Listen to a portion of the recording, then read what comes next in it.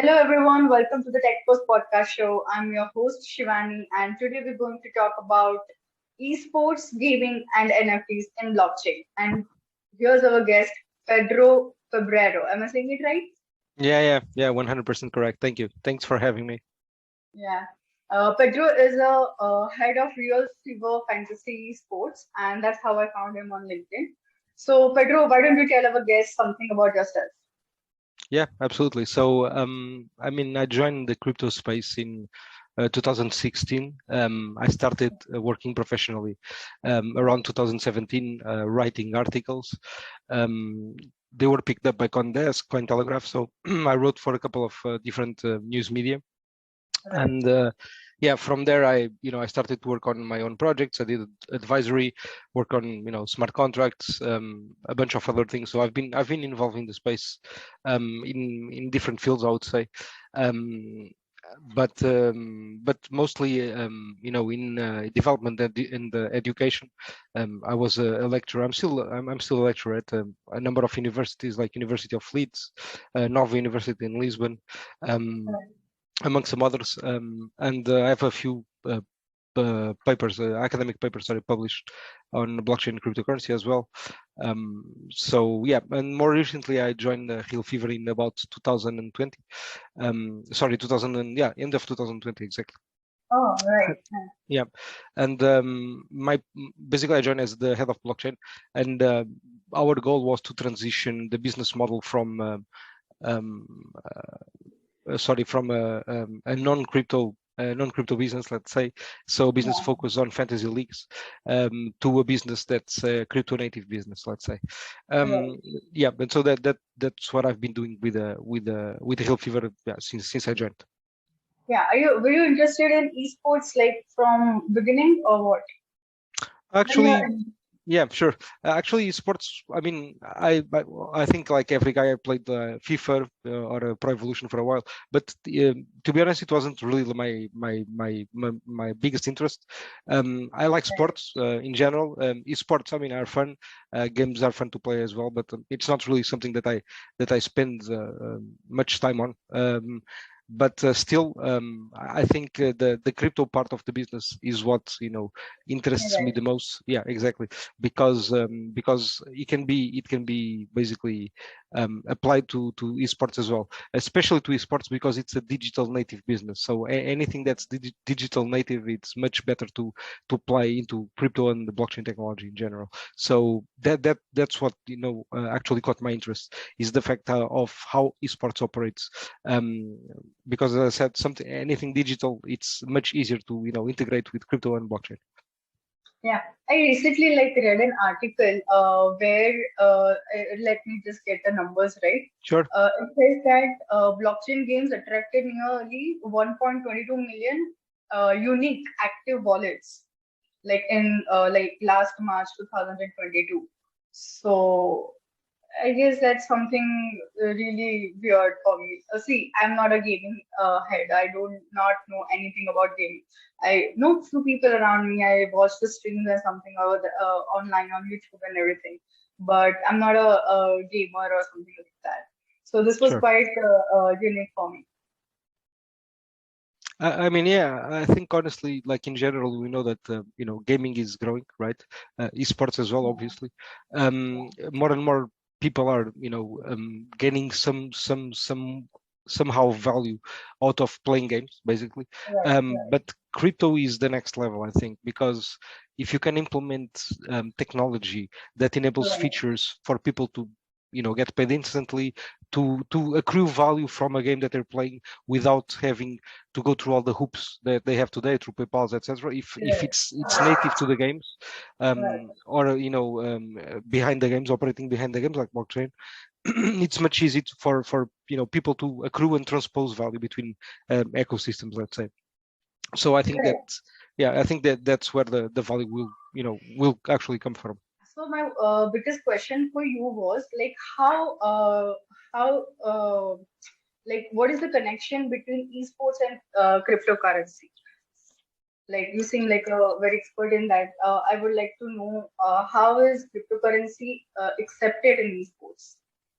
I think that right now there's a couple of tournaments that accept crypto for example, for tickets, for entry tickets, but I don't think that's really the the the main adoption point. Let's say, as I was just saying, the main adoption point for me is when crypto is embedded into the games themselves, right? Because Yeah. you when you have, let's say, oops, sorry, give me a second, sorry about that. Yeah. Ah, oh, sorry about that. When you have basically crypto embedded into the games, it's much easier for people to transpose value, not only gain value, but transpose the value outside of the game into a DeFi ecosystem, let's say, into another metaverse, into another game, even the items, right? So I think that's when probably esports will accrue the esports users will accrue the most value. Of course, there's also here a I won't call it an issue, but a mindset, let's say, because companies have to change a bit the mindsets, because they will need to understand that the items, the currency, whatever exists in their game might be transposed to other games, and other games might use their assets as well. So, it's a different world. Right. Okay. So, digital collectibles. All right. So, what are digital collectibles in gaming world? So, like in NFTs, people do buy digital collectibles apart from the gaming world, right? We go on the marketplace and we buy whatever the artist we're following, and we do the transaction, and that's it. But how digital collectibles are a big thing in gaming world? Sure. So if you think about what digital collectibles really are, they are basically essential NFT. And an NFT essentially is a group of tokens that have different features from one another, right? So Right. one Bitcoin is equal to another Bitcoin, but one NFT from one collection is different from Yeah. another NFT from another collection, right? So Right. main Right. difference here. So each NFT has a unique hash, and that unique hash usually is represented by, let's say, an image. And so this collectible is unique because there is a supply limit in the total collectibles that exist, right? And Mhm. not only that, but the fact that it is digital, it's fully digital, it's much easier to send across the digital space, right? This means that if I have a product that I want to sell, an NFT, for example, it's much Mhm. easier for me to find a buyer because I don't need to worry about, transportation, etc. Right. It's the item Right. exists like on the digital space only, so it's much easier for me to send an item across the globe. Let's say the marketplace is the globe, essentially. Yeah. So I mean, there's a few advantages and a few characteristics that make digital collectibles unique in their essence, I would say. Right. Right. Right. Okay, so how blockchain, like what are the use cases of blockchain in esports? That's another good question. I think that the like most of the use cases will go around the fact that, as I was saying, the people who are playing the games can share value and accrue value much quicker. And not only Yeah, that, but if you think about it, this means that um, if a company builds an ecosystem that's quite adopted, it has a lot of adoption by a lot of people play the game. yeah, Um, for me, as a new company that I want to operate in the space, it's much easier to build a game and an ecosystem that accepts the items from the other game, right? Because right, if people already have the items, they can just move them along to another space, right? Or they can just use them in another game. So it's a completely different way to gain traction, I would say. And I was saying, but specifically, I think the most important difference is for the end user, the people who is playing at the end, because mhm, if done correctly, they will be the owners of the assets and the tokens. So right, that's a different mindset entirely. right, right. So, like, say NFTs are beneficial. So, like, the developers who develop a game, NFTs would be beneficial for both of them, right? So, the one who is Sure. playing will be buying, and the developers will be hugely benefited from creating those NFTs inside the games. I would say, especially for small studios and individual Yeah, developers, because they can embed royalties, for example, within the transactions of the NFTs of the right. assets. So this means that every time there's the NFT is transferred or sold, let's say not transferred but sold, this means that a small fee will go directly to the person who developed, for example. So and this is much easier to do with cryptocurrency because it's embedded in the contract of the NFT.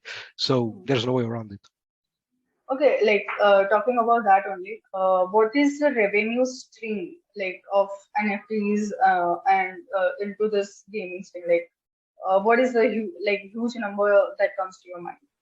Sure, I think that that's fairly straightforward to look at. If you look at the revenue stream from fantasy leagues, for example, you'll see that it's quite thin compared to the NFT ecosystem. For example, the NFTs that are sold on OpenSea, Right. the volume is still above a billion. I think so. This means that every month among over $1 billion or around $1 billion in value is generated Right, from right. OpenSea. So this means that the revenue streams are now completely different because it's about the people selling the assets like between themselves. It's more about speculation at the moment, but it is what it is. Um, and the revenue streams changes completely because it's not really a company selling an item to the user and the user using it within the ecosystem or a user buying credits to play the game, etc. It's broader than that because it's about the assets that's unique, that is essentially an NFT that can be owned by the user and uh, used in other ecosystems, so it can be sold, for example. And so as I was saying, the mindset is completely different and the revenue streams will be completely different. Yeah, entirely. Yeah, Yeah. for sure. Right. Yeah. So like just a question like whatever the NFTs are or collectibles are there in a particular game, I don't know how to name it, but in a particular game, right? So can they be sold separately, like not in the game, and can they be placed on marketplace or something like that? If Yeah, sure, of course. I mean, if the user is the owner, yeah, sure, he can okay, do whatever he wants. So he can sell the item outside of the game. game Essentially, he can knowledge. sell it. Yeah, sure, he can sell it in a marketplace, of course. Okay, okay, yeah, sure. All right, so these like sports are generally community, right? In whatever the base, if you play baseball or football, anything you do, it is a community event. Mhm. So, how does community affect in esports? I think that's a very deep question, to be honest, because um, I think again it may change it for the better and the worse. It really depends. Like for example, for the better, because clubs and sports related companies, let's say, now they have a way to they have new revenue streams and they have a way to create new products for the fans, okay, Right. and for the people who love the sports, and that's truly amazing. But it really depends on how the assets are built and the value of the assets, and sometimes, not always, but sometimes the value is associated to the utility of the assets. This means that if these companies and these clubs, let's say, they focus only on making money from the assets, probably they won't accrue that much value in the long term. But on the other hand, if they really think on building ecosystems around these assets, games, digital drop books, whatever it is, doesn't matter. If they build something around the assets, they might accrue more value because they have some sort of utility. But my point here is, if they make things right, they don't even need to worry about any of that for one simple reason. Because if you look at most sports NFTs that exist, they are most of them are locked to a certain company. For example, NBA Top Shots NFTs, they're locked to the Dapper Labs company, right? You cannot take them outside of their Right, ecosystem. right, But in Sorare, for example, you can already sell some of the items on a marketplace on OpenSea, for example. Real Fever as well, same point.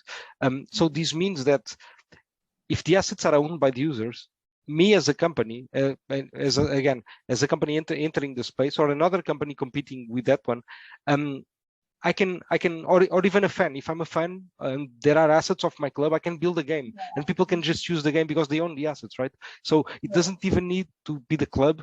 But if the club or the company makes things right and the user owns the assets at the end of the day, anybody else can build the game even if they don't want to build it, right? So that's the powerful thing about crypto and blockchain.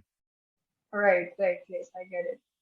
So like, what are the biggest esports or fantasy sport events that are going on right now? I mean, there's loads of honestly, there's way too many competitions for me to know. I know. I think that there's a big competition. Let me check. Uh, Coming up. Yes, there we go. I think it's give me just yeah. There's just give me a second. Yeah, Where is it? There we go. I think it's this one here. There's a CS:GO one. What is it? I don't remember. There's a Counter-Strike competition coming in 2022 that's going to be pretty huge in Asia somewhere. Let me just find it. Where is it? Oh, can't remember. Well, anyways, there's a from yeah. there's another one. There's the FIFA Mhm. World Cup, anyways, in 2022. Right. So yeah, the FIFA World Cup. There's going to be like a digital competition for the FIFA World Cup. So I think that's a pretty big one, I would say, Yeah. because it's going to follow up with the World Cup too. So yeah. Yeah.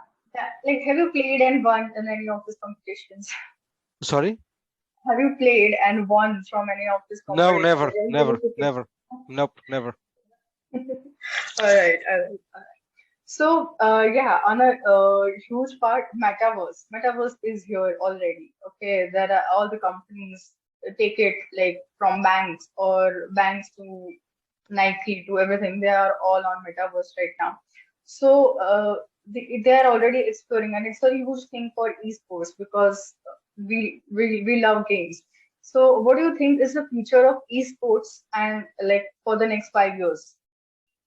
I think honestly, it's about something that you said earlier, which is the revenue streams. I think most of the companies are now realizing that, for example, they have content, digital content that they haven't been using for decades that perhaps is valuable, right? So my guess is that companies are going to shift a bit from only from games and going a bit towards collectibles and tokens, right? For a while. I don't think that's going to be the long-term thing, but for the next 5 years, I do see that happening, right? In the short term, 5 years is more or less short term. Mid-term, let's say.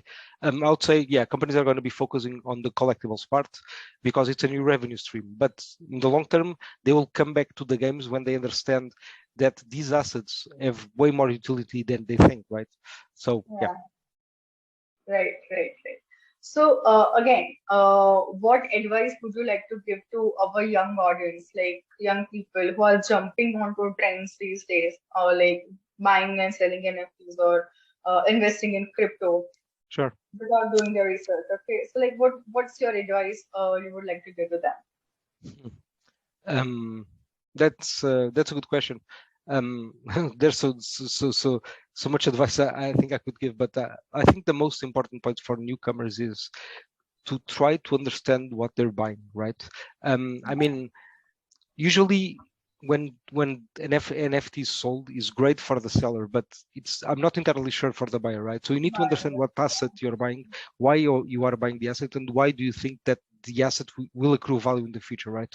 Yeah, If is it because of a company? Is it because of the scarcity of the asset? Why is the reason? Is it because of the art of the asset? Is it because of the utility of the asset? So there's right. many reasons why um, NFTs are valuable, and honestly, during this interview, we only touched on the aesthetics part of the NFTs because NFTs are a technology that are mostly used in DeFi, in ways that people Yeah, cannot even think that are imaginable. But my point is, try to understand what you're buying, and try to understand why the item you're buying will accrue value. If you really think that it will accrue value, I mean, I don't know why you shouldn't go for it, but expect to lose everything, right? Because that's what mostly happens. And yeah, don't uh, don't get your hopes very high because the difference between the token and an NFT is that the NFT, you're selling a unique item, meaning that it's much easier for me to sell a token because there's a pool of tokens and all the tokens are equal. There's liquidity. For the NFT, the liquidity is attached to one of the NFTs of a collection, right? The entire right. collection might be valuable because of 4 or 5 NFTs, and there might be thousands of NFTs in the collection. So really think about these, concepts before, putting all your money into NFTs. And ultimately, this is big boy spends, right? You need to put them up, wear them because it's your money, it's your responsibility. The money you make, I applaud you, congratulations, well done. You did it yourself, but the money you lose it yourself as well. Don't blame other people, accept the responsibility. Right, right. Yes, that's all. That's what I always say at the end of the podcast. Like, whatever you're doing, do your own research first. Invest carefully, and if you're investing carefully, you might lose, you might win. It's a risky game. So, Sure. choose your assets carefully. All right. So at the end of the podcast, what do we do over here is like we get some quote from the guests. So you can whatever your favorite movie dialogue is, or something related to games or anything like that. You can share it with our audience. That's a good one. Was it? Okay, I know one. I'm going to use a quote. I'm going to use a quote from Darth Vader that when he says to Luke, there is no escape, and this is literally what's going to happen to esports. There's no escape from crypto. Literally, there's no escape from it. Right, right. All right. Thank you so much, Pedro, for coming to the show. It was really wonderful to have you on the show. And probably next time I'll come up with a better setup and some better another we can do the part 2 of esports and blockchain in Sure. gaming world, right? Thank you, Shivani. Thanks for having me. And good luck with the Techforce Global. Thank you so much. Thank you. Bye-bye. Have a good day. Bye. Bye.